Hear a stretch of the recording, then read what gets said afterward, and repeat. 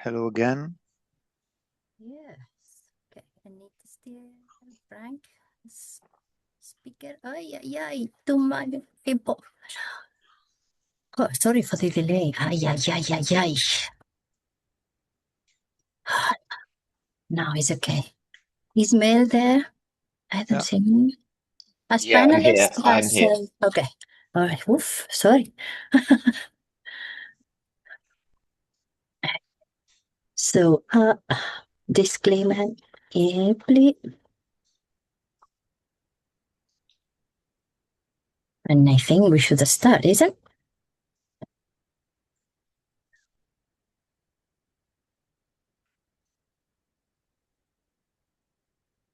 No. 1 minute more?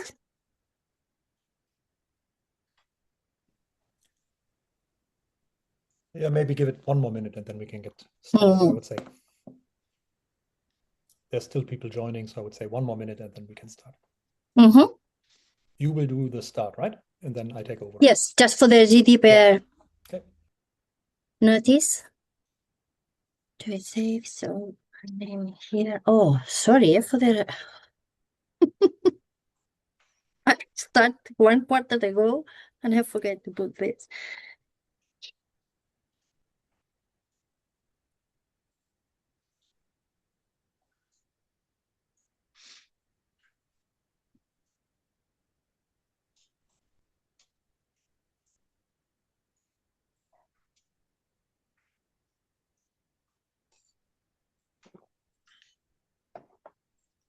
Anna, do you want to say something? No, I'm sorry, it was a mistake. Apologies.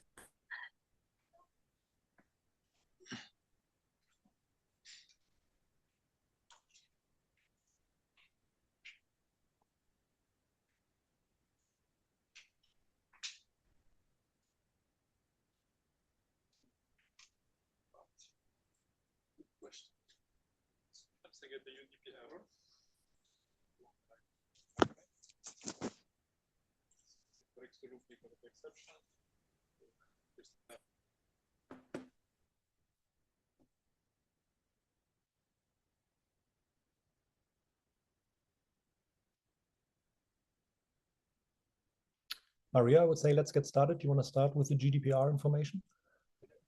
Okay, thank you, Frank. Welcome to the third presence webinar. We are delighted to having you here. Professor Frank Stenicke will introduce our guest speaker, Dr. Joan Llobera. Just a quick reminder, we are recording this session for our website. Your video and data are private by default. However, if you use the raise hand feature to speak, your audio or camera can be captured. You are welcome to submit questions using the questions and answer box at any time during the presentation, or alternatively, wait until the end and raise your hand and we will view the floor. Professor Stenicke. Yeah, thank you very much, Maria. Also a big welcome from my side. Good evening, everybody, and welcome to our third talk of the webinar series about the Presence Project, which is a European Horizon project with the goal, well, as the name suggests, to increase presence in virtual worlds. My name is Frank Steinecke. I'm the technical manager of this project, and today I have the honor and pleasure to share the session, which will be given by Joan Llobera.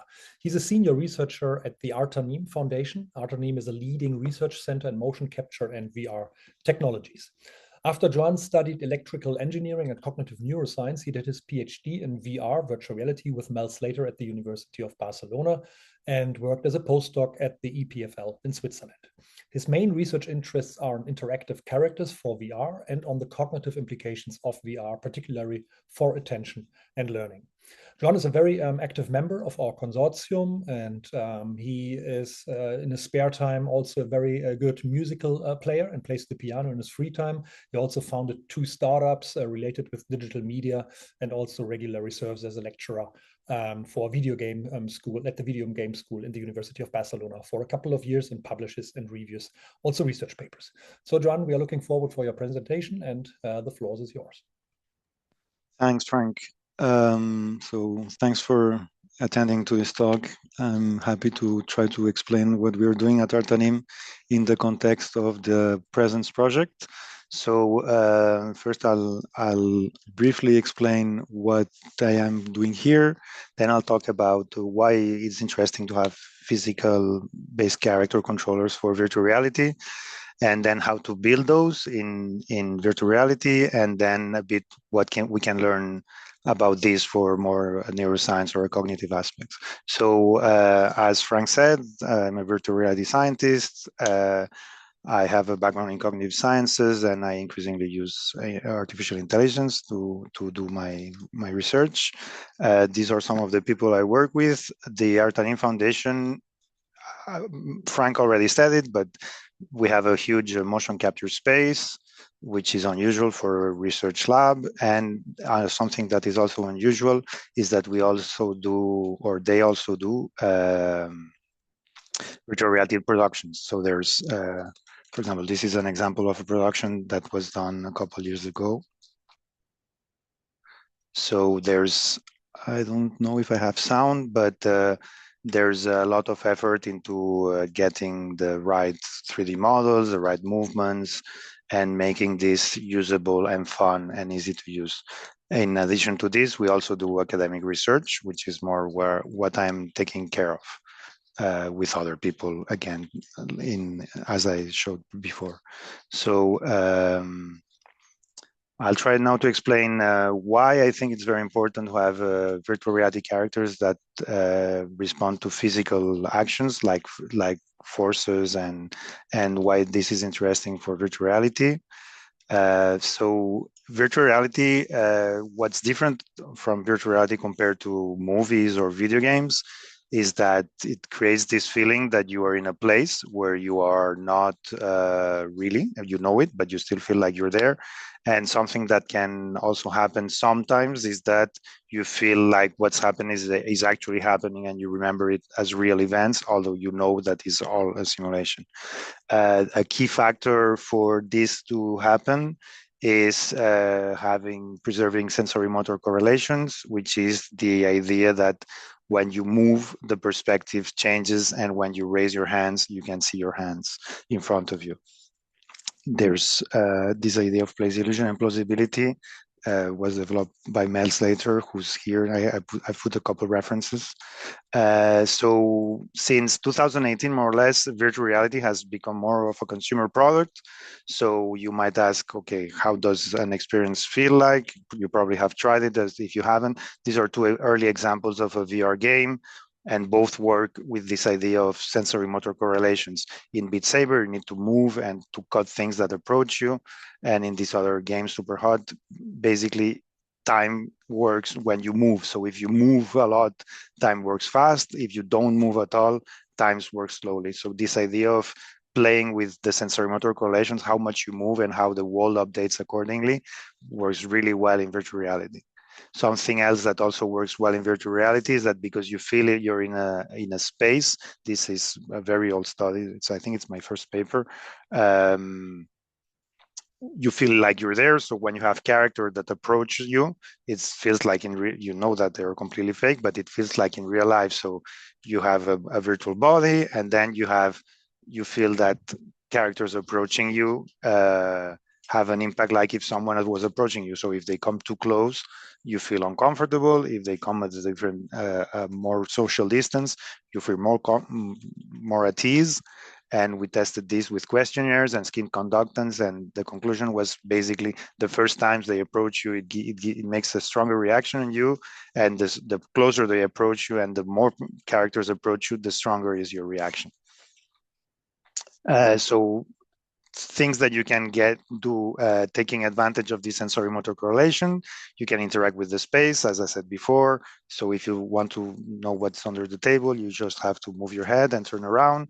You can also manipulate objects, just moving them. This is from a very famous game called Half-Life Alyx, where you could move a bottle and see the liquid moving, just moving your hand. with the wand. And something that maybe we're not so much aware, so that's, I will talk a bit more about it, is you can also, these sensory motor correlations also have implication for moving with others. So something that people that study joint action, which is the field where we study how people move together, noticed and studied, is that there's a tendency for when we're in a social environment to move with other people. So one of questions that we might ask is, can we move with other people? Fine, but can we also move with virtual reality characters, which obviously are autonomous, so they don't have by default the mechanisms to synchronize with humans. So this is an example of a typical kids playing that sometimes they play at imitating each other. This is something called the mirror game, and it has been taken by people studying joint action to see how we synchronize with each other. So the first study that introduced this was a very basic thing with sliders, and people could move sliders and they tended to synchronize each other. There were sometimes you follow the other. There's leader follower dynamics or joint dynamics, and then I've been interested in this for a long time. So some time ago, we did a motion capture study, which means it's the same thing that with the slider, but with full body movements, where two people, these are two people at Artanim. Before I joined Artanim, I already did study with them, had to basically mimic each other, and we tried to look at how they feel. Do they feel in synchrony with the other, and how this correlates with their movements?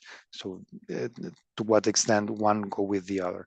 And then a bit later, when I joined Artanim 5 years ago, we did a study which was the same thing, but in virtual reality. And people would sometimes be doing the task with another person also in virtual reality, but sometimes they would be doing the task with an autonomous character that was completely unrelated with the person. And the idea was, can we induce this feeling of feeling in synchrony with the other and feeling togetherness, which is something that creates a link with the other, an effective relation with the other, and a feeling of proximity with an autonomous virtual reality character. So the task that we did was a very simple task. You only had to move your hands circularly. There were 3 conditions. Sometimes you did the task with someone else. Sometimes you did the task with a character that just did circles. And sometimes we did the task with an autonomous character, but where the movement was coupled to your movements. And this was worked out just by changing the velocity of rotation to kind of slowly match yours. And we checked this with the behavioral data. Did people manage to synchronize better or worse with the character or with the person? And also we asked them in VR how they felt. So it looked a bit like this. So these are 2 participants, and on top you can see what they are seeing. I hope the video, you can see it well, but sometimes they do the task together.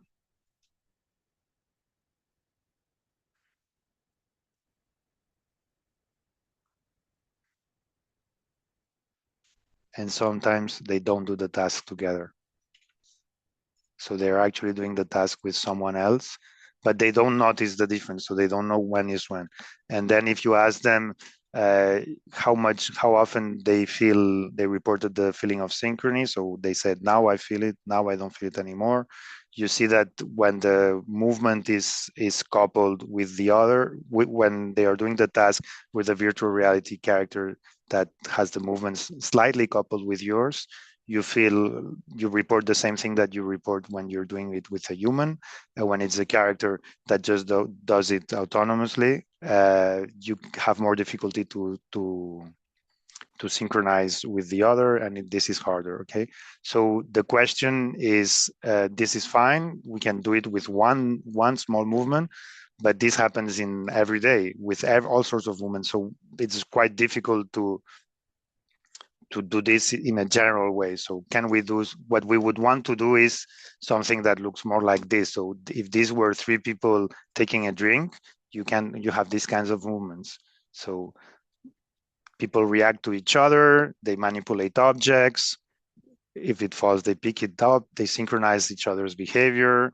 So the challenge is, can we have this kind of coupling with other users, but involving also object manipulation, social cues, rich contacts, and this interpersonal synchronization. So this is the challenge. If we had this, we'd have virtual reality characters that would be much more convincing. Of course, this is only a motion capture scenario, so it's actually me and two interns pretending to do this, but what we want to do is to recreate this feeling in virtual reality, like if it was an everyday situation. So how can we give this with, how can we create virtual reality characters that have this kind of movement capacity, and can they react to your movements, but also synchronize with you, and etc. So something that we've been trying to explore in this project in Presence is, can we do this with physics-based characters? So when you do physics in a video game, the traditional way to do it is you create first an animated character, then you create not a physical controller, but a kinematic one, which means that you can control the positions of the things, but not the forces. And then finally, you integrate with the physics. So when you integrate the kinematic controllers is where you blend different animation loops. You take the user input. So if the user wants to walk or jump or shoot or sit or something, you press buttons and this triggers animations. Or when it's an autonomous character, this is where the decisions are taken and it triggers the animations. And then the integration is done after the fact. So you add the walls, the bullets, etc., that create your physical interaction. And this last part is typically adjusted separately. So this creates a very peculiar feeling that you get in video games, which is kind of this. So you can see the transitions in the animations and the contacts are really poor. So this is not from an actual video game, but it's such a cliche that it's actually a parody, and you can find it on YouTube on this link. But it's a very typical kind of behavior that's not what we really want here. What we really want is this kind of much closer reactivity, more immediate reaction, and this more closer feeling, because in virtual reality, characters are your size and they're close to you, so you want to feel comfortable in your personal space. So maybe you saw the seminar from last week, but Frank suggested that the way forward was to go and pick artificial intelligence techniques and bring them to virtual reality and try to do a blend of both, and that was a way to increase presence. So this is exactly what we are trying to do. So what we are using is a technique called reinforcement learning, which is a very old idea that comes even from the 50s, which now has become deep reinforcement learning, which is a bit more sophisticated, but the idea is always the same, which is you have an agent that you train, and the way that you train it is you give him a simulation where they can pick observations from the environment, and they have to try to find the action that maximizes a reward. Like you could do with a carrot and a stick. It's the same idea. So you do this a lot of trials, and the thing learns what's the right action that maximizes the rewards. And then once it's trained, the inference is just perceive the observations from the environment and act according to the policy that has been learned in this training process. So if you do this with a character and you tell him, okay, try not to jump, try not to fall, and move forward and find the right forces that you need to apply to your different articulations with weights, etc. So this is not kinematic anymore. This is forces and torques that you apply. This is what you get. So yes, the character doesn't fall, and it moves forward, but the movement is not something very, very nice, and it's something clearly that you cannot use in a video game or a virtual reality production. So this was the state of the art in 2017 until someone called Peng came up with this. So this is a physical controller. Here you are applying forces to something that has rigid bodies and articulations and inertia, and it can slip and it can fall. But this, as you can see, is a very smooth movement. It's continuous, elegant, and this could work, you would think, in a production environment. So this is when I discovered this. This was something that I was very interested in. I said, oh, if we could have this in virtual reality, it would be fantastic. We could create fantastic characters that move like that. So how does this work? Is the same idea than before, is a reinforcement learning setup. But instead of just giving observations about the environment, like this is the floor, you're touching this, and you're also moving forward in this direction, you also give them information about the pose, which means you give him if you want them to learn to walk, you just you tell them move forward and don't fall, but you also say, look, an animation of walking looks like this. So then the agent has a reward to move like the character that the example that you showed. And in this way, you can create a nice stylistically good movement. And then in the inference, you can basically just check the observations of the environment and of your body, of the body of the character, and act accordingly. An important distinction that will come back later is that some of these physics-based controllers, in the observations, they have the pose of the character. So that at every frame, you need to tell him, now the right pose is this one, and the next frame is that one, and then the following frame is that one. And some don't have this in the observations. They only use the poses for the reward. In practice, what does this means is that once you've trained and you put it in the real-time environment, if you don't need the poses anymore, you don't need to load the animations, and you don't need to make them run, which means much less resources for the experience. And also, because you don't have this pose at every frame, the idea is that the character can be more flexible and adapt better to the other observations in the environment, because it doesn't need to follow that strictly the poses.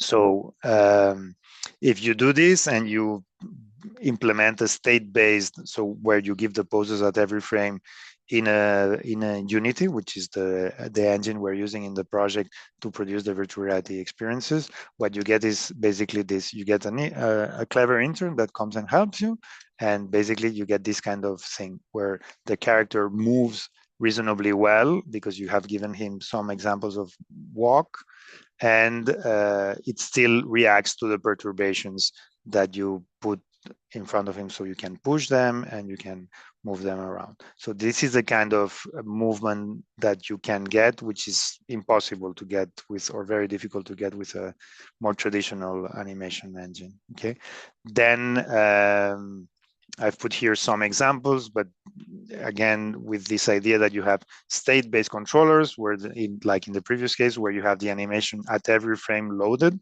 so it will put the feet at the same time on the floor at the same time that the animation puts the feet on the floor, this kind of thing. And then you have stateless things, where basically it will learn the style of the movement from some animations, but the entire movement will adapt a bit better to the environment. And then you have also all sorts of more complicated techniques built on top of it to make them more flexible or to do something else. A notion that is important is this idea of latent space, which basically reduces the entire space of animations to something smaller, which has also some benefits, because then you can generate more variety of movement. So in the project, we started with a simulation that ran in Unity, which means that when you train in Unity, then it automatically works well when you do the simulation in Unity. But then it's not really scalable for production, because it takes a very long time just to train one simple animation like walking. It takes 2 days, so it's too slow. So Pierre has been very involved in this idea of, okay, let's make this let's make this with modern machine learning techniques and software. So the idea is that instead of training everything in Unity, we can basically put the entire physical simulation in a compile it with the learning in a GPU. So the entire physics engine, which is called Mujoko, is compiled with the reinforcement learning algorithms in a GPU, and this can basically run on a server on the cloud, and then you can do the inference in Unity and compile it for Android. So already a while ago, this is what you get when you train it in the cloud, and then you run it in Unity. And we even recompile the Mujoko engine for Android, so we can even do it in VR. So this is recorded in a headset. It's a bit slow because recording and running the simulation is a bit too much for a headset of 1 year ago. But as you can see, the characters react to the physical events, and at the same time, they run in the headset. So what we did is that we implemented some state-based controllers and some stateless controllers in MJX, which is this Mujoko that runs in the cloud in a server, and also in Unity. And we started comparing how good are the animations, and this is with a character also from another consortium partner, which is Didimo. And we saw that, okay, they kind of look similar, and they're reasonably good. But at Artanim, we also do production. So Cecilia asked us, okay, is this good enough for production? So then we need to test with what is the standard pipeline. So if you want to test this, you take an actor, you put it through the space that I showed you at the beginning. Valerie helps you because I cannot do that, obviously. She does it extremely well. You basically take this, you make the actors move, you take actors of different sizes. In this case, we took Lydia and Matteo, and you make them do different movements, and then you retarget this to characters that trying to preserve that they have the same size, so that the quality of the movement of the character is as close as possible as natural movement. And you transfer the movements manually, so you get this kind of walking behavior, which looks like, I hope you can see through the streaming, but you get quite natural movement characters. So the question is, can we do physics-based controllers that move as well as with the same quality than traditional animation? So now we have two systems: the training with Unity and the training in MJX, which is Mujoko on the server, on the cloud, in a GPU. The one on the cloud is much faster and much more efficient. So what takes me around 2 days, 40 hours to train in Unity takes 40 minutes, which allows to training for and it's much more robust too. So it allows training potentially for more complicated things and iterating and testing much faster. The character in gray is the reference animation, like the one I showed in the previous slide, and the character textured is the result of what you get with the controller. Something that we learned doing this is that in physics-based controllers, what is shown is always these characters that are blobs, like they have the head is a sphere, and there's capsules for the different parts of the body, but they're not skin characters, which have textures and faces and fingers. So as soon as you put these controllers on these kind of skin characters, our eye is much more sensitive, which means that as soon as there's something wrong, it's much more visible, which introduces an extra extra effort. So for example, if you training in Unity with a simple walking animation with a skin character and good quality motion capture, you get this kind of thing, which is, as you can see, the texture character is quite close to the reference movement, but there is still this kind of head shaking that we still don't know how to fix, and it's annoying us because it means it's not robust enough, but it does get this kind of physical reactivity when there's physical obstacles. When we train with Mujok on the cloud, which is obviously much where we want to go because it's much more faster and robust and stronger, the character has this tendency to stumble a bit on the floor when we believe it shouldn't, but the movement doesn't have this small shaking, which is a good idea, and it's something that we like. We still need to figure out why sometimes it shakes, and obviously if there's too many obstacles, it's physically reactive, so it will fall. Okay, but this small context that appears sometimes, it's basically what we're currently working on. I'm showing you exactly where we are in the Presence project at the moment. Then another thing that we want to test is, does it work with different animations? So here you have an example of 7 different walking styles where the same character walks, and they are all trained in with the fast method with Mojoko on the cloud. And you can see that they follow different movements. One of them has a limp, but this is because the character, we asked the actor to move like this. Some are happier or sadder, etc. And now we are currently in the process of seeing if this fast automated pipeline to train animations also works on different bodies. So as I anticipate that this doesn't work so well for characters that are much smaller.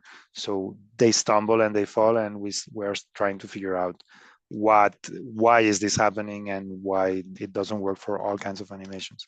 Once this works, then we will also want to move to look with animations that involve richer context, like jumping, walking upstairs, faire la roue. I don't know how you say this in English, but things that involve more contacts with different movements. Standing up also is important because these characters are physical, so if you push them, they will fall. So it's important that they learn to stand up again. So we have recorded different animations of standing up to see if we can train these characters to do all these kinds of movements. So this is where we are currently in the Presence project. I also wanted to show you, once we have this in virtual reality, why is this interesting for different things? As I mentioned at the beginning, it's interesting to model the ideas that we have developed in studying joint action but doing joint action between virtual reality users and autonomous virtual characters. But the challenge is still, can we finally do this? Meaning, can we have animations where some of these are virtual characters, some of these are users, in interaction that's involve rich contact objects with rich contacts, manipulating objects, and reacting to social cues, and synchronizing with the virtual reality, among the virtual reality users and the virtual reality characters. So a bit more generally, not only for virtual reality, but if we look more into cognitive sciences, what can we learn from these virtual reality characters with physics? Well, the first thing you might think of is, oh, I mean, we need to also move in a physical space and apply forces to our bodies. And we do this every day. And finally, we're trying to mimic human movement. So something that you could say is, oh, if we look at how motor neuroscience has characterized how the brain controls the body and we move, there's different parts, and there's a lot of computational modeling about how this works. So if we look at this and we look at all the different architectures that have been done for physics-based animation, is there a match? Is there not a match? So if you do this with a bit of detail, the answer is yes. This idea of using reinforcement learning appears in modern neuroscience, but there's also much more things. And also the kind of actuators that you have here are muscles, which have very different properties from the kind of robot-like actuators that you use for the physical control, for the physics-based controllers that we're using for the virtual reality characters. But if you want to look a bit deeper in this, I've put a reference that we did when we compared this study. Something else is that I think is also relevant is for learning. So this is an example, it's a preprint from other partners in the project in University of Barcelona, not done inside the project, but aligned with it. And it's here they showed that virtual characters with that give social cues can help people learn language. So in this case, you have a participant in virtual reality, and they have to learn some words. For example, the word for rabbit in French. So the word for rabbit in French is lapin. So they need to basically learn to associate the word lapin with the image of the rabbit. And sometimes the virtual reality teacher will give a valid social cue, which means look at the right answer, which will guide the attention of the user. And this social cue will help them learn better the association between the word and the meaning. While if the virtual teacher doesn't do this or looks just randomly, this learning is more difficult. This is important because now we've done enough studies about how it goes when you introduce computers in the classroom. And there are several studies that show that classrooms with computers work less well than classes without computers.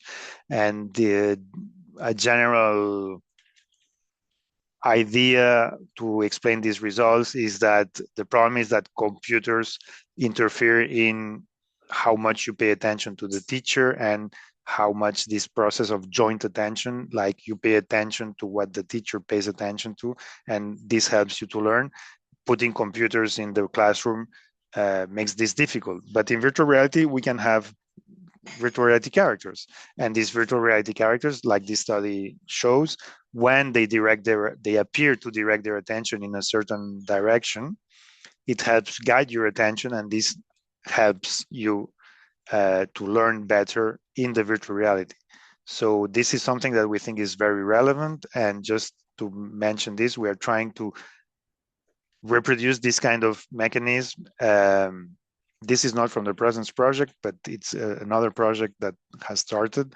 And the idea is we're looking at how people look in space when they have to do tasks and that involve paying attention around in objects. And we will slowly incorporate characters that move and that have this social behavior. So this example that I'm showing you is motion capture. This is not a simulation, it's just the data.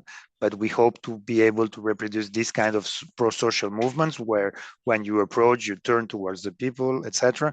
But doing this between a virtual reality user and a virtual reality character that reacts to you. And we think this will be very relevant for when people use virtual reality to learn things, because it will help them orient their attention in one direction or in another and learn in a more natural way. That's it. If you have questions, I think we still have around 15 or 20 minutes. So feel free to ask. Yeah, thank you very much, Joan, for this really impressive talk and really nice visualization and physics-based animations. So guys, if you have any questions, feel either free to use the Q&A. So just type in your questions, then I will do my best to just read that out. But also feel free just to raise your hand, and then Maria and myself may make sure that you will be able to unmute your microphone and ask your question directly to Joan. Maybe before we dive into the questions, which might come up soon from the audience, Joan, let me ask you a question regarding this physics-based rendering. So currently you have shown this for, let's say, skeleton-based animations of avatars. Do you know if this is also used, let's say, for other parts of the virtual worlds, for example, for facial expressions only, or maybe for skin deformations or fluid simulations, etc. So that can it easily be applied as soon as you have some sort of a skeleton, or are there certain limitations? So for faces, there are some articles that have been proposed to do physics-based controllers for faces, but in the end, it doesn't give you more flexibility. And the current method, which is with blend shapes, that's the standard method in industry.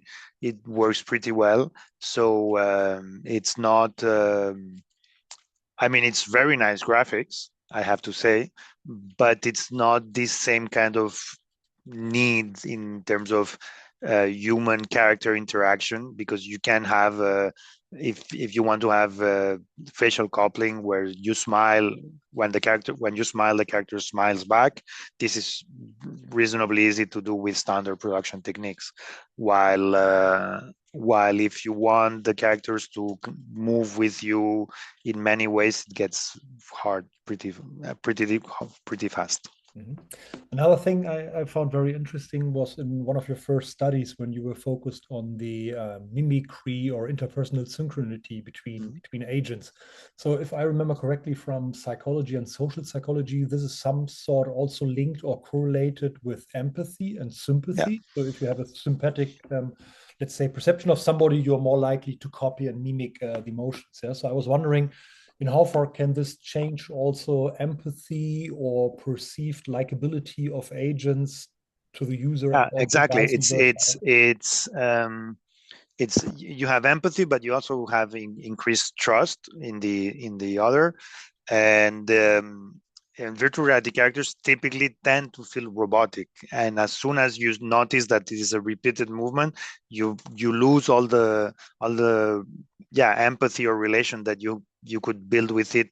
So if we could manage to, so the models that exist in joint action to study this, to model this interpersonal synchrony, we have shown, it has been shown that they're important to create rapport with the other person, for empathy, for trust. And the way we model the movement is manipulating the velocities, correct? So you make your velocity looks more like the velocity of the other, and just with that, you can show that when this matches better, you create more this psychological relation that you don't have when these velocities don't move. And so doing this with physical controllers is quite easy, but doing this with kinematic controllers is super hard.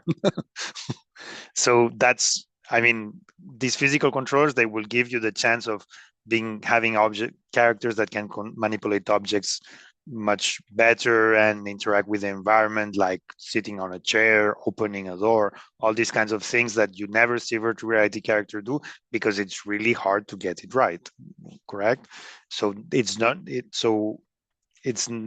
only that these physical characters would be able to manipulate physical objects and interact with the physical environment, but they would also be able to create a better relation with the virtual reality user. Yeah, sounds very fascinating. And since we just talk about social relations, we have one question from Natalie Matte, who asked, how could it integrate emotional states, as these translates into body postures as well? So the body movement is more than just the movement itself. Yeah, so that's why we are, as I showed before, we are trying to test, does it work with different styles of movement, in the sense that I only showed the walking behavior because it's something quite standard and we can compare among them. But some of these styles of movement is, okay, what we told the actors is, okay, now you are walking angry. So they were, and now you're walking relaxed, and they were, so the idea is that because you train them with the animation, they learn to imitate the style of the animation. And this is useful to evoke moods with the body language. Obviously, you would need to add the facial expressions, which also help a lot. And as soon as the characters talk, you need to put on top of that the vocal inflections that match that. But you could do that and still create this kind of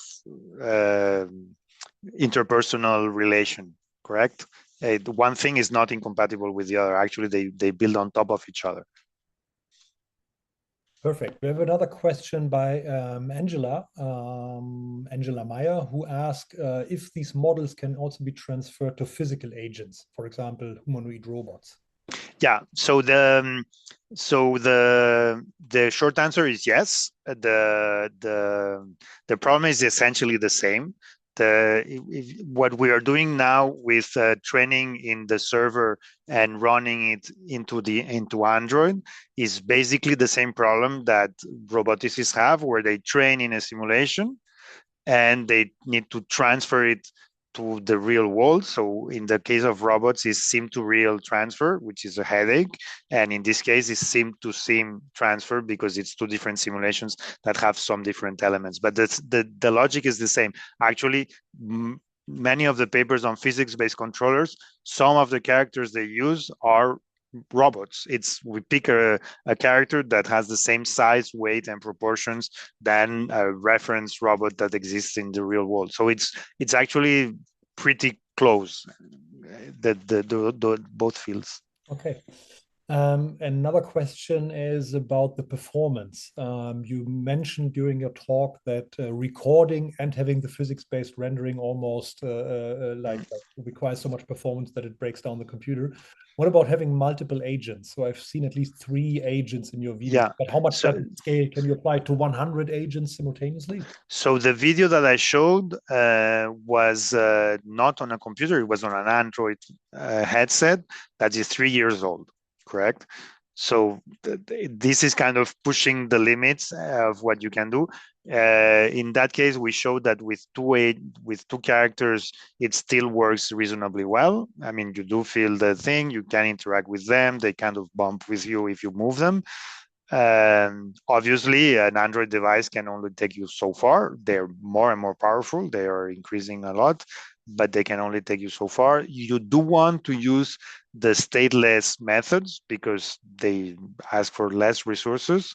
But in the end, I mean, virtual reality these days, when you have so something that at Artanim they've done a lot of times is they have a setup where they put 6 people in the same virtual reality experience, and you can see the virtual bodies of each other. So I could be very tall or very fat and or very different from my real appearance, but we can see each other. And if you approach, you can actually touch them because they are physically there. But to get all these well done and with high quality graphics and rendering, etc., you cannot do it anymore with just the Android device. So then what you do is that you buy a big computer and you stream everything in real time.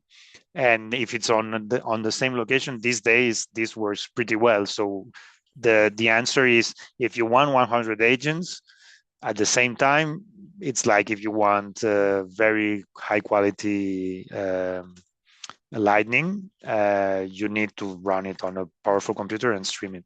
Yeah. Is there, I mean, for rendering, often you use level of detail concept. So is something like this possible with your approaches by saying, okay, if the agent is, let's say, small on the screen or far away, that I kind of reduce on the fly the quality?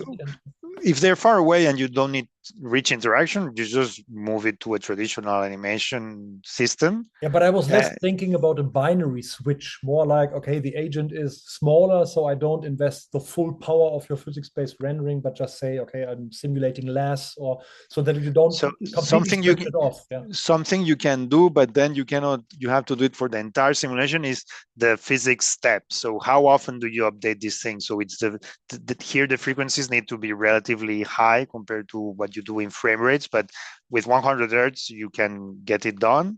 If you go to 60 hertz, you're starting to get in trouble, but you can still get it done. If you go to 200 hertz, it's much smoother, but of course the computing is higher. So yeah, you need to find the compromises. Okay. I don't see any further questions from the audience. I have maybe 1 or 2 more that I can ask, and just remind everybody, if you have questions, here's the chance to ask them. Since we call it, or you call it rendering, yeah, physics-based rendering. And what we have observed the last year is that this traditional polygonal rendering has also transitioned to other modes using neural networks, for example, like in NERF or Gaussian splatting, etc. So can you comment a little bit how easy you can just apply the physics-based rendering to these different modes of, let's say, bringing graphics to the screen? So for nerves, it's a different thing because it's not the entire graphical pipeline changes, which means you cannot really, not only with physical thing, interacting with nerves is very difficult in general. So you can move around because the training is done in such a way that it calculates basically what you see from different positions, but you cannot really manipulate objects or move things around easily. For splat rendering, it's different because it's actually a very old technique, and it's a very simple. Instead of using meshes, you just use points in space, and there are techniques which are, for example, you have animatable splat rendering. So you have characters that are not rendered as meshes, but as splats, but you can still have a skeleton in it and move them around. So that's something that does exist. If you want to do something more fine-grained, like, for example, these kinds of hand deformations, you need to do, let's say, heavier rendering techniques, which also involve deformations. And you probably, instead of using skeleton-based movements, you want to use musculoskeletal, which basically simulates your tendons and your muscles. But that is much more costly, and I still haven't seen full humanoids with this kind of controllers because we still don't know how to apply the right tensions and forces to these controllers in a way that makes them move smoothly. I've seen it. There's challenges for moving hands or for moving arms, but not full humanoids. Okay, thank you. We have another question by Michael Wiesing, who's asking, would it be possible to mix both ways of animations, physics-based for close-up and conventional from a distance? You barely... Sure, you can do that. You can do that easily. You just need to put together all the things. But since the physics, this kind of physics-based animation controllers are based on actual references animations, you already have the animations. So you can easily create a traditional animation for when, for example, if you have a character walking at the distance, you load the traditional animation, and when he's at, I would say, 1 meter from you, you turn it on. So then if you want to push him or keep a distance, or that when you move, he moves in a more coupled way with you. So you could easily swap, like turn one on and off, like you do levels of detail for characters. So when they're very far, often you don't even have the 3D character. You only have a couple of images that you just swap, like if it was traditional 2D animation. John, would in this transition between the physics-based rendering and the traditional one, would there be like a smooth transition, or would there be like a clear noticeable, okay, now it kind of assumes the other position, or could this be also done very So in principle, there's nothing preventing from doing a smooth transition. You need to get right the software engineering, etc. But it's technically there's no technical element blocking it. Okay, I don't see any further questions. Maybe then one last question. So what are the next big steps, so to speak, in physics-based rendering? So for us at Artanim, one major thing is getting it to be good enough for production, which is compared to a standard, let's say, academic research, is putting the bar quite high. So now that's why we're really looking into this kind of very details, and then other things like this idea of interpersonal synchronization has been validated with low-level movements, like one-dimensional movements, like moving your hand, but has not been shown to work in a more flexible manner. This is something that I also think in general. So this is for us because we want to do it for virtual reality. In general, for the field of physics-based controllers, the challenge is always and still is contact. So if you want a sophisticated thing like picking an object manipulating it or picking a tool and using the tool to screw something or unscrew something. This is something that physics-based characters cannot do. Robots cannot do it either. I mean, once it works with robots, it will work with physics-based controllers. Yeah, thank you very much. And this concludes our today's webinar. Thank you again very much, Joan, for the very interesting talk and discussion. Also, thanks to all of you for asking the question. I can just second what everybody's writing in the chat. So thank you very much for the presentation. It has been really nice. So wish you all a very nice evening and see you then next week when we have Veronica Orvalo from the demo speaking about how to present participants by avatars. So thanks everybody again and have a good evening. Bye-bye.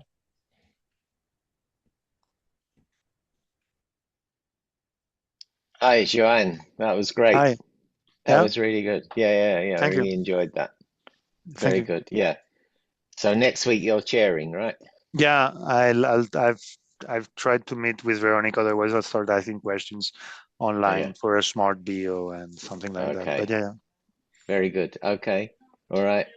Have a good week and see you next week. See you soon. Bye-bye. Bye, Maria. Adeu i moltes gràcies. A tu, adeu. Well done.